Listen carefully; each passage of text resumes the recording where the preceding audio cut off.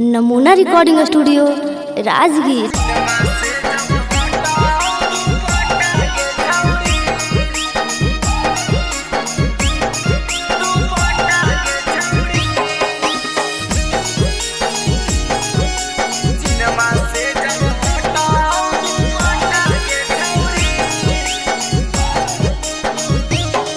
आगे देखी के तोरा करौ बाई बाई टाटा गे छौरी। आगे देखी के तोरा करौ बाई बाई टाटा गे छौरी। आगे सिनेमा से जब हटा औ दुपट्टा गे छौरी। आगे सिनेमा से जब हटा औ दुपट्टा गे छौरी। आगे के तना के कर देनी घाटा गे छौरी। आगे के तना के कर देनी घाटा गे छौरी। आगे सिनेमा से जब हटा हौ दुपट्टा गे छौरी। आगे सिनेमा से जब हटा हौ दुपट्टा गे छौरी। सिनेमा से जब हटा हौ दुपट्टा गे छौरी।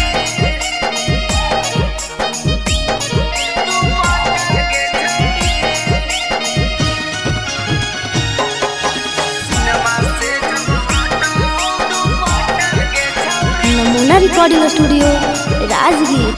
हे गे करी के सिंगार छौरी बाजार करे गेली गे। तिरछी नजरिया से मार कर देनी गे। हे गे करी के सिंगार छौरी बाजार करे गेली गे। तिरछी नजरिया से मार कर बैनी गे। अगी गोरे गोरे बदनिया लागौ ढांचा गे छौरी। अगी पतरी कमरिया लागौ काचा गे छौरी।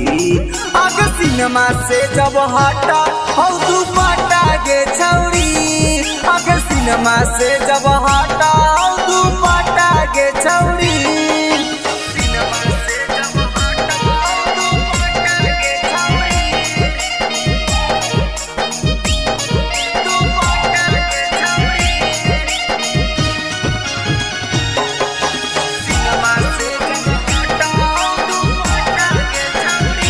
नमूना रिकॉर्डिंग स्टूडियो राजगीर। हे गे सब छौड़न के आज तू ही लुभैनी गे। केतना के छौरी तू त पागल बनैनी गे। हे गे सब छौड़न के आज तू ही लुभैनी गे। केतना के छौरी तू त पागल बनैनी गे। अगे रविकांत चौरसिया कहौ साचा गे छौरी। अगे रविकांत चौरसिया कहौ साचा गे छौरी।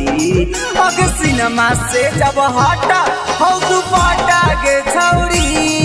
अगे सिनेमा से जब हटा हौ दुपट्टा गे छौरी।